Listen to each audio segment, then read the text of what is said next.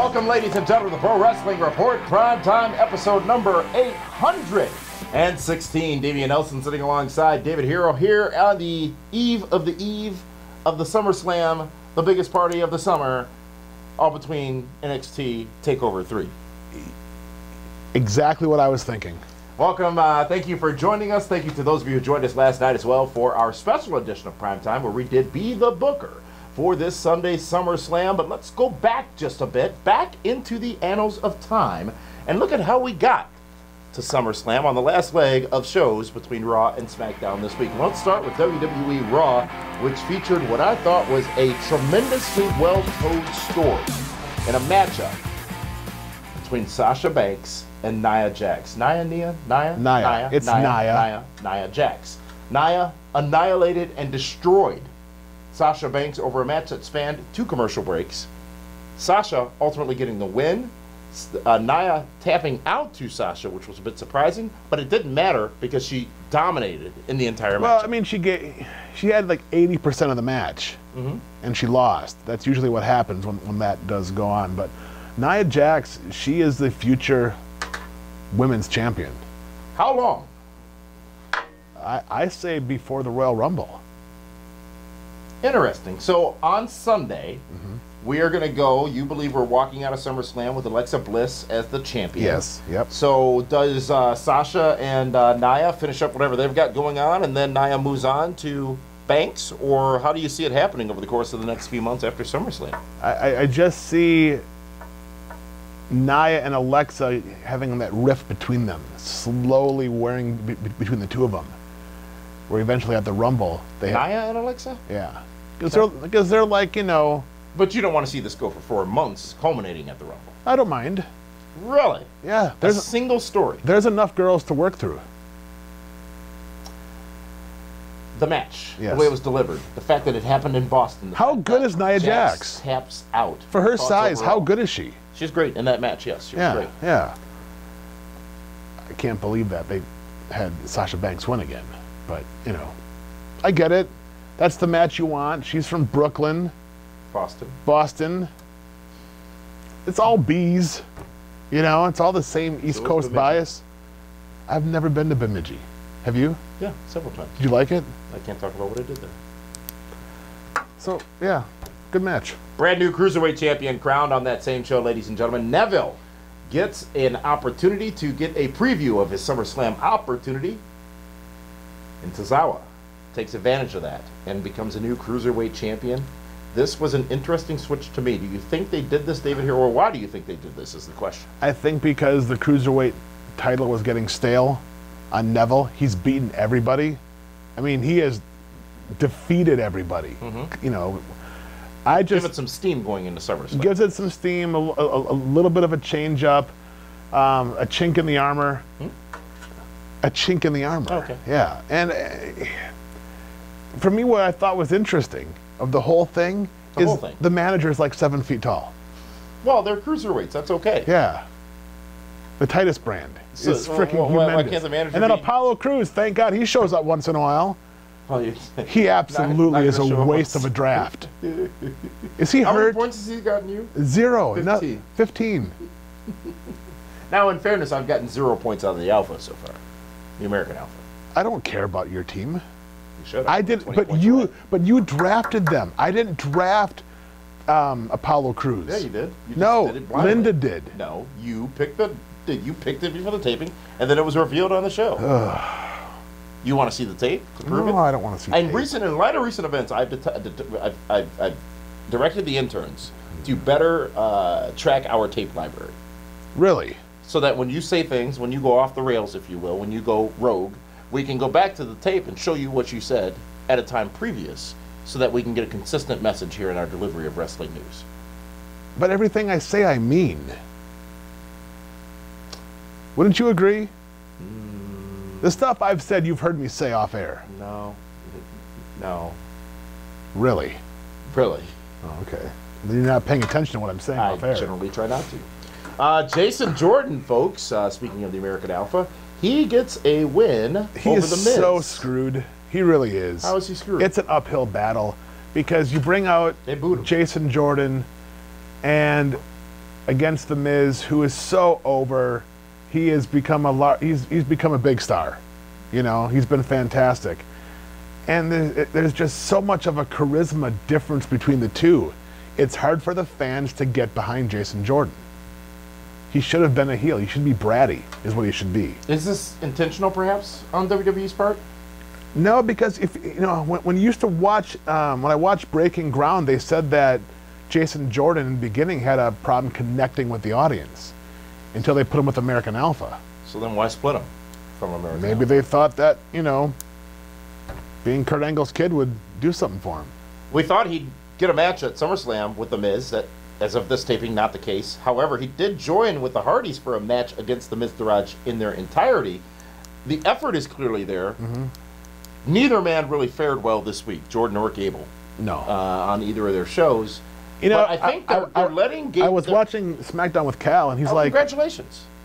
What? But you were watching SmackDown with Cal. Yeah, we were watching it together, and Gable comes out, and Cal's like, that looks more like Kurt Angle's kid than the other guy does. Well, I mean... Not because he's white, but because he looks more like him. Are you calling Cal a racist? No, I was just simply asking why. Same height? I don't know. Same build? This Jason Jordan thing could be deliberate, folks, meaning maybe they're taking advantage of the fact that he's not. Because, well, did they really have any... I hate to call him vanilla, but he is. Did they really have, half of them is, did they really have, as per the storyline, did they really have any interaction, him and Angle, this past Monday night? I didn't see any. Jordan? I don't think so either. No. So it seemed like this might have been on the fast track to SummerSlam. Now that perhaps is not happening, maybe see, like, it's they now should be simmering riding a to little the bit. building together. Kurt should be giving him advice, you know. That should be the backstory with Jason Jordan. They're not doing it. They are not. Bray Wyatt, though, did do it, defeating Finn Balor this past Monday night on Raw, and he beat went Finn a Balor. little bit further than that, dropping a bucket of, I assume it was pig's blood, onto Balor, and awakening the Why would they demons. use pig's blood? Well, what other blood would you use? What other blood is I immediately think that available? they found Gangrel's stash in the back from the bloodbaths, and they used that. Wouldn't that have all like coagulated and such by now? No, if you put an aspirin in there, it won't clot. You know. How do you know about? Why do you know anything about preserving blood? If you put an aspirin in there, Yeah, it thins the I blood think it's out. different once it's outside of your body, David Hero. You get like air involved and such. Do you know, little known fact, since we like to educate here on this show, that Yeah. your blood currently in your body, probably a better example, is blue. It turns red once it hits air. Oh, I've heard that. Look at your veins. You can, well, you might be able to see better than I can. They flow blue. Yeah, You see blue. I see blue. Then when it comes out, when you get cut for your mouth, it turns red. How about that? Because the oxygen, it oxidizes. Very good. See? Like Again, OxyClean, you're not learning. oxycodone. Is it codone or cotton? Both. They're both oxys? Yeah. Is that part of the opioid crisis? Yes. Next up on Raw, we back to that. No, I am just very, very happy that, as I said, and has pump been saying the brakes, for weeks, I gotta Tiger. give myself credit here for a moment. If I believe me, I've sat here for weeks and said that it is a perfect scenario that Finn Balor once again unleashes the demon at SummerSlam. 1 year Yeah. after he last did it. 1 year. And what happened to him last year? he 1 did it. year after he won the first ever Universal So Championship. Finn Balor can't beat Bray Wyatt, so he has to become the demon. And the last time he was a demon, he was on the shelf for 6-7 months. No, that's a lie. Finn Balor relinquished the championship. The demon won the championship. He wasn't wearing makeup when he came out with the shoulder and sling and relinquished the title. Yeah, see, Finn Balor can't win. He gave up the title. The demon won it. Just admit it. He hasn't paid off yet. He was on the shelf for 7 months. 6 months. But okay, but now that he's They been had back, to reset. He now was that he's gone. been back, what has he done that's been so amazing? What has he been able to do that has been so amazing? Because everybody else has been busy. He walked with Elias for like 4 weeks. Who that guy is getting over. Amazing. I never thought I'd say it, but he actually is. He's actually getting over it, and he's actually pretty solid. Dean Ambrose and Seth Rollins finally do the fist bump and sign. Power Twins and activate. signal in unity. I'm certainly not doing that. in Unity that the Shield is back, at least. One more? Two-man version. Want to try it? Why would I want to do that? Unity, bro. Unity. U-N-I-T-Y. Yeah. Hey, this country is so divided. No, it is so divided. You and I can. No politics. No politics. It's not politics. Unless you have a script in front of you and you're going to say anything about the current political situation, please don't speak. We've learned our lesson from that earlier this week. So you have your prepared words. Keep them on the table. But I don't see anything on here about anything that isn't what you're about to say. So let's just move on. So you don't want us to be friends? You want to keep us separated? You want to keep this show segregated? You want it to be the Minority Report? I want me on this side. I want you on that side. Absolutely. I want to keep this show segregated. Absolutely. That's disgusting. How do we desegregate it? In its current form, how do we desegregate it? Put Linda in the middle. She is not Swiss. Could put Cesaro in the middle. No. We could have our own Cesaro section. In the middle? Well, Switzerland. Swiss. Superman. Yeah. Really? You're not going to do it? Ambrose, Rollins, Shield, back. Your thoughts? I think it's great. I think it's great that Ambrose and Rollins has something to do now because they were floundering. They were tilapia. Both of them. Yeah. Both of them equally. More so Rollins, I think. Ambrose couldn't get over on The Miz. Yeah. And Rollins was stuck in neutral with Samoa Joe. Yeah. That he was. 2 former world champions. Speaking of world champions. A year ago, they were the 2 guys. That is true. Speaking of world champions, though, both the Universal Championship is what a lot of men, 3 men precisely, will seek on Sunday at SummerSlam. There is one man who holds it. He is Brock Lesnar. And we have been told time and time again that if Brock Lesnar loses on Sunday at SummerSlam, he will leave WWE.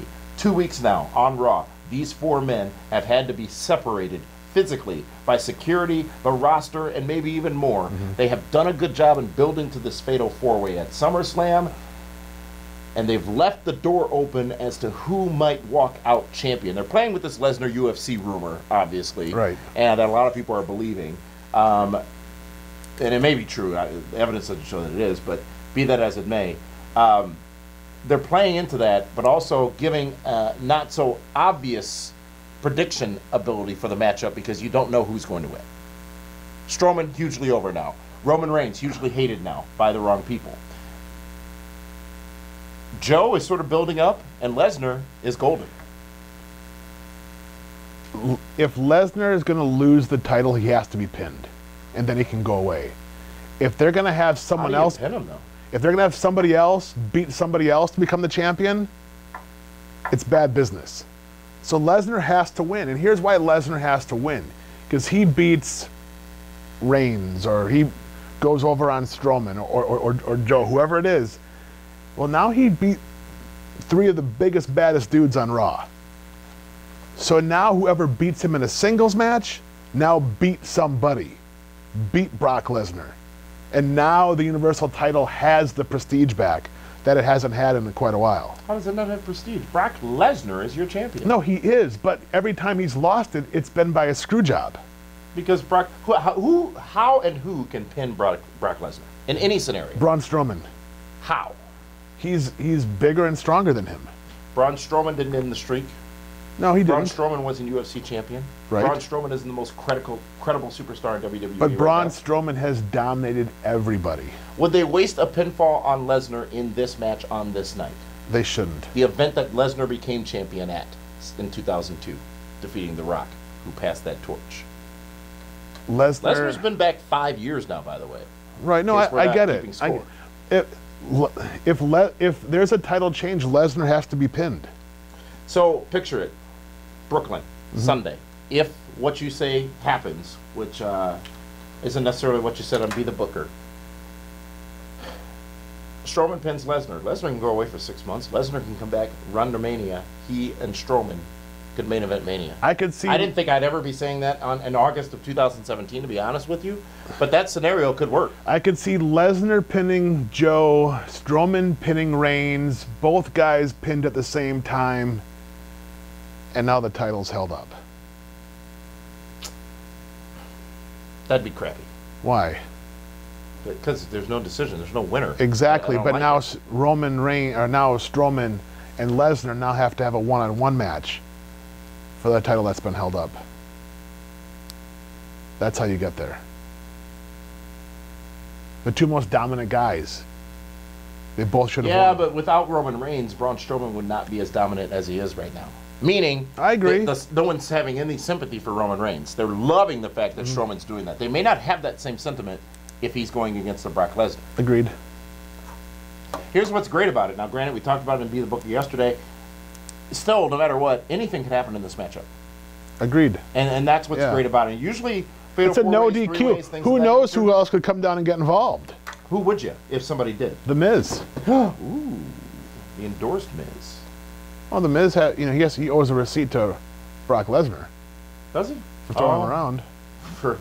Yeah. Well, interesting. Overall thoughts on Raw this past Monday night, David Hero. I thought it was a great go-home show. They did a good job. It felt shorter than 3 hours, but not much. And when I mean go home, it was great seeing the big pull apart in the end. That's what's going to sell that show. Folks, we are going to take a time out. When we come back, it's more discussion on wrestling in this weekend wrestling. And we're going to talk specifically about SmackDown. Collar and elbow bouts usually began as a contest of balance. The opening position or stance featured the hand and arm positioning which gave the wrestling style its name. Contestants faced one another, each placing one hand on his adversary's shoulder and gripping his adversary's forearm with his other hand.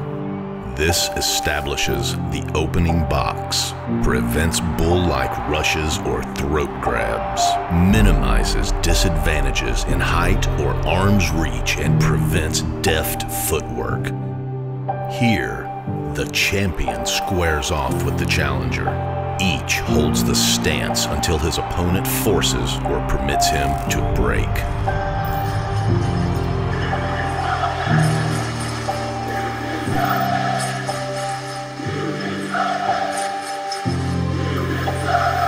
Welcome back, ladies and gentlemen, to the Pro Wrestling Report Prime Time. Alongside David Hero. You've been exhausted. This has been a rough week for you, hasn't it? I've had a great week. Really? Why has it been a rough week for me? I've read some of your social media ramblings and... I don't ramble. I'm very deliberate and timely with anything I post on social media. I'm not a whore. And put everything on social media, like some people I sit next to on a TV show each week here on Channel 14. Linda isn't here right now. I can't believe that you refer to her as such. She loves social media. She's a social media diva. I understand she recently went 4 hours without touching social media. Last time you went 4 hours without touching social media. When I was sleeping. That you were awake. Oh, no, I can't say that. It is time. What are we talking about now? We're talking about SmackDown. It's this week's SmackDown report, David Hero, and this past Tuesday night on SmackDown. Let's talk about the SmackDown fans and how disrespectful they are. No, go right ahead. Well, they were. Disrespectful. Yes, Jinder Mahal comes out to celebrate his country. Beautiful. It was the Indian Independence Day. Yes, right? So what are they independent from? I ask because I truly did not do any research. I mean, we were independent from the British and such, right? It's because when they became a sovereign country. India? Yeah. Thank you. They didn't tell me that part on SmackDown on Tuesday. Well, because everybody was booing them. So racist. Yes. Don't throw that word around. There's no reason to boo those people that were dancing. Those people. They were colorful. They were happy. They're the heels. Those dancers are not heels. They were associated with the top heel. They were smiling at everybody. But they're heels. Where's the respect? And then you had Nakamura? Grandma Nejla come out, okay, to sing the national anthem, and she gets booed. She didn't say, India #1, USA, ach pui. He didn't say any of that. She was sweet. She was nice. She gets booed. How rude. Our elders disrespected Grandma Nejla. What's so funny about that? I don't know. See, this is what's wrong. Go. Yep, yeah, exactly. Sure. See, you mock. I was entertained. I was entertained by an entertainment program this past Tuesday, and you start slinging names because I happen to be entertained by it. Yeah. You sling names to these fans because they have to be entertained by it. The WWE then tries to save the day, so they send down Shinsuke, Nakamura. What I got out of it was it's his holiday in Japan, something he's celebrating also. And it's just like all this culture in the first segment, and people are booing. It's disgusting. Hasn't, you know... I found it incredibly entertaining, and I tweeted about this on Twitter, 100% heat, and I loved it.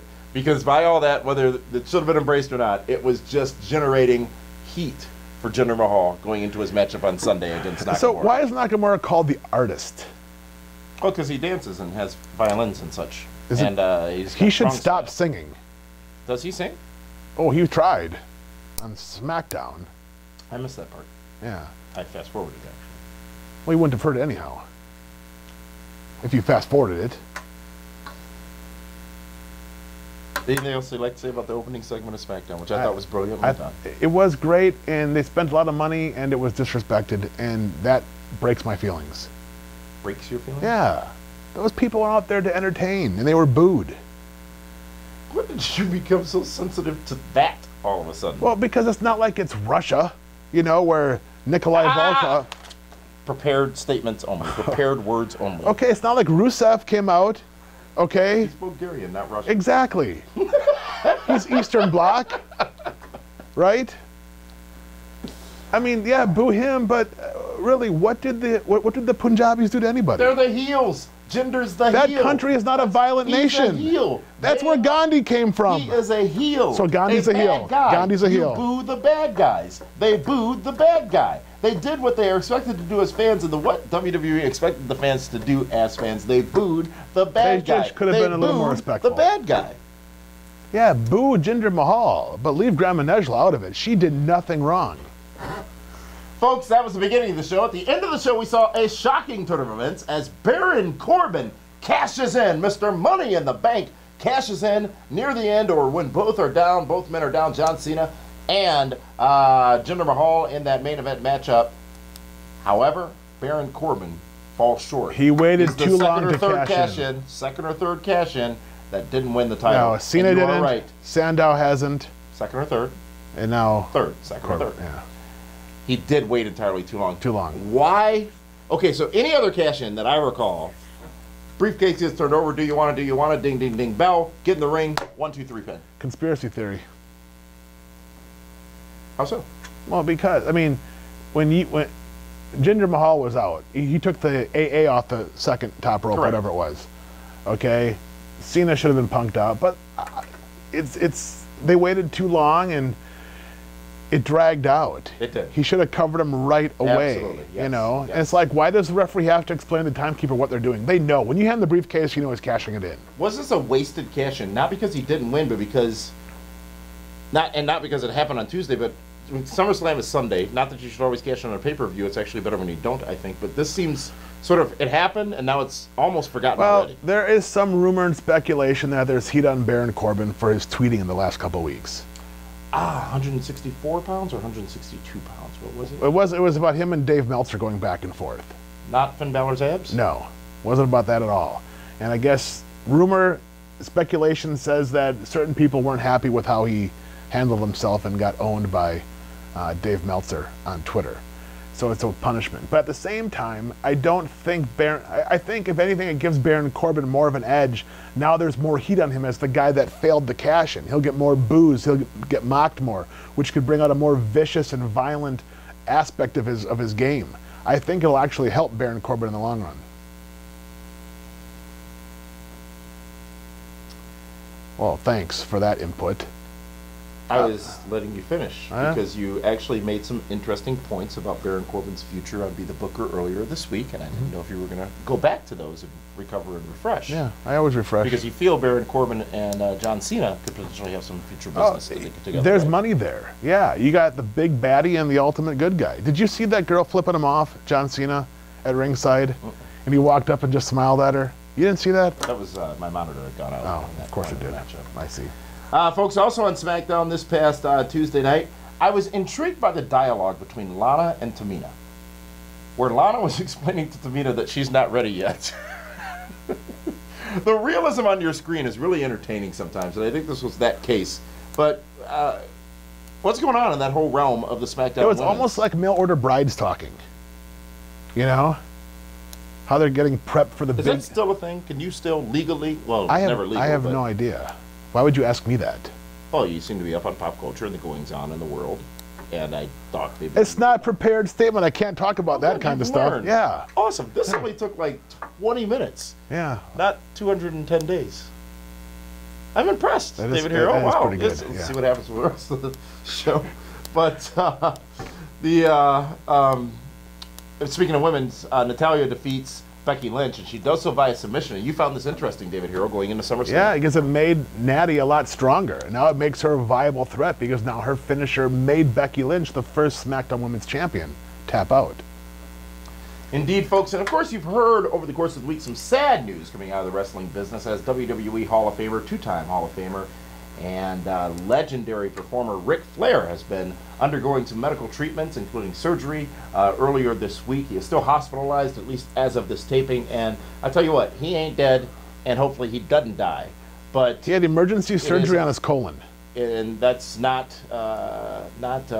stuff to mess with. No. If I just say that. But Ric Flair, we obviously hope that he gets well soon. But it's amazing the chance to start retrospecting a little bit on the career of Ric Flair. Again, not to eulogize him because we're not at that point, but just to realize just how legendary he is. And we, of course, wish the best to Flair and his family. Be fair to Flair. Indeed. And some people will think that perhaps that's inappropriate, but it is the most appropriate thing because Flair's career is what is and will define him absolutely. in his legacy and in the rest of his life. So our good wishes go out to Ric Flair and the entire Flair family. And with that, folks, that is this week's Raw and SmackDown reports. It is now time to move on to DWHS, the spoken word of one David Spoken word, L. and Hero. it's very simple. For the next 6 months, pay attention to the big pay-per-views. Pay attention to the Raws and the Why are you rushing? SmackDowns. Calm down. It's okay. I'm not rushing, but I I want to didn't say get all rushing. my stuff in. I want to get it all in. John Cena, Randy Orton, Brock Lesnar, their bump cards are almost all filled up. And when you look at the current roster, you got to Bump wonder. card. I've never heard that one. That one's a good one. You The bump card's almost full. That's what they say. in Like the a dance business. card. Yeah. And look at the current roster, and who's going to replace a John Cena, a Randy Orton, a Brock Lesnar? AJ Styles is 40 years old. Is it Kevin Owens? Is it a Baron Corbin? Is Shinsuke Nakamura going to be the next rated R superstar as an Edge or somebody else? The talent list is long, and there's a lot of great talents, but they're missing the superstars. So much like we saw Ziggler, Heath where Slater. Ziggler hasn't been around in Give weeks. it time. And Miz is not a John Cena or a Randy Orton. He isn't. I thought this was your segment. It is. So butt out. What I'm saying is appreciate these guys while they're around because very quickly the John Cenas, the Ortons, the Lesnars, the Hardys are going to be gone. Let's see who's going to pick up and be the next young stars. It's going to be a very interesting 6 months building towards WrestleMania. And we'll have a better idea by then. And with that, David Hero has spoken. And with that, that's a show, ladies and gentlemen. Prime time, anyways. The Pro Wrestling Report programming continues here on Fight TV by simply joining us tomorrow night for Feedback Friday. We've got some interesting questions and comments from you out there, and he is looking so forward to them, folks. So for that one, this is Damian Nelson saying thank you so much for joining us. We'll talk to you again tomorrow.